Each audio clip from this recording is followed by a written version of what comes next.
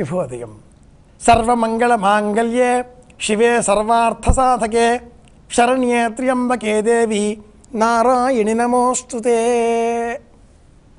ఆర్తత్రాణపరాయణ అమ్మవారు ఈ రోజున మనకు బాలా త్రిపుర సుందరి అలంకారంలో దర్శనమిస్తున్నారు. అలాగే అమ్మవారిని మనం శ్రీశైలంలో బ్రహ్మచారిణి రూపంలో దర్శనం చేసుకుంటాం. ఈ రోజున శ్రీశైలంలో అమ్మవారు మయూర వాహనంపై విహరిస్తారు.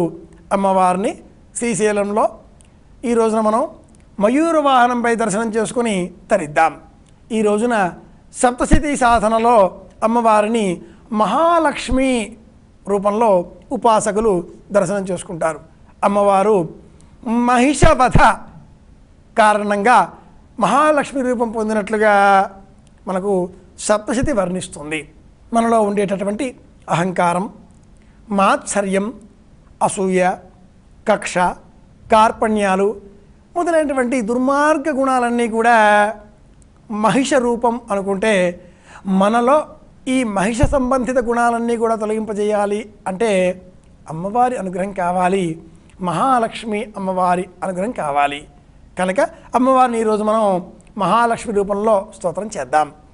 అమ్మవారికి ప్రీతికరంగా ఈరోజు లేత గులాబీ రంగు చీరను ధరింపజేయాలి. అలాగే ఇల్లాలు, ఇంటిలో ఉండేటటువంటి చిన్న బాలిక ఎవరైనా ఉంటే కుమారి పూజగా భావన చేస్తూ ఆ బాలికకు ప్రీతికరంగా ఈరోజు మనం గులాబీ రంగు చీరను, గులాబీ రంగు దుస్తులను అందించడం కూడా క్షేమం కలిగిస్తుంది.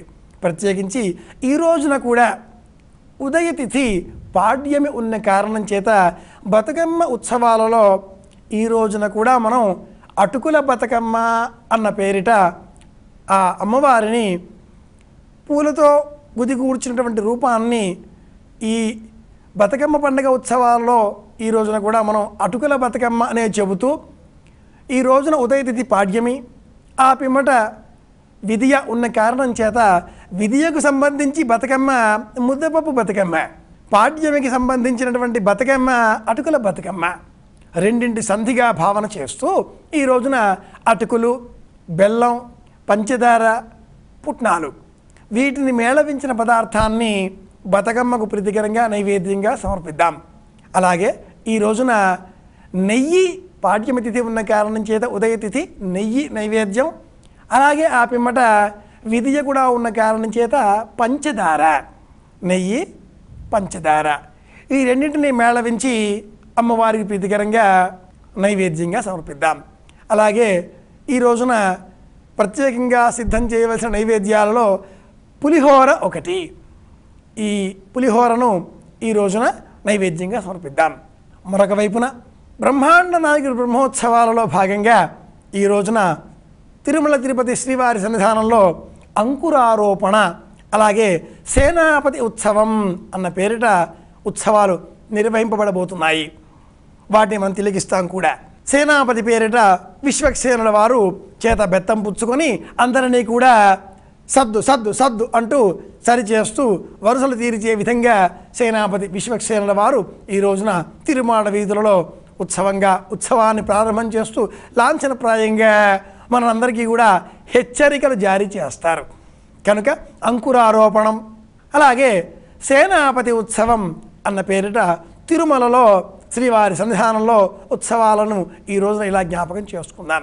ఈ రోజున వసంత నవరాత్రి ఉత్సవాల్లో భాగంగా ప్రత్యేకంగా సమర్పించిన నైవేద్యాలు ఏమైనా ఇంకా ఉన్నాయా అనుకుంటే తీయ బూంది, షొండెలు వీటిని కూడా నైవేద్యంగా సమర్పించవచ్చును అంటుంది సంప్రదాయం. ఎన్ని నైవేద్యాలలో అనుకుంటారా? అటుకులు, పంచదార, పుట్నాలు, బెల్లం ఈ నాలుగింటిని కలిపి బతుకమ్మ విధానంలో అమ్మవారిని నర్చించేటటువంటి వాళ్ళు నైవేద్యంగా పెట్టాలి. అలాగే సప్తశతి సాధనగా అమ్మవారిని ఆరాధించేటటువంటి వాళ్ళు ఈ రోజున నెయ్యి, పంచదార వీటిని నైవేద్యంగా పెట్టాలి.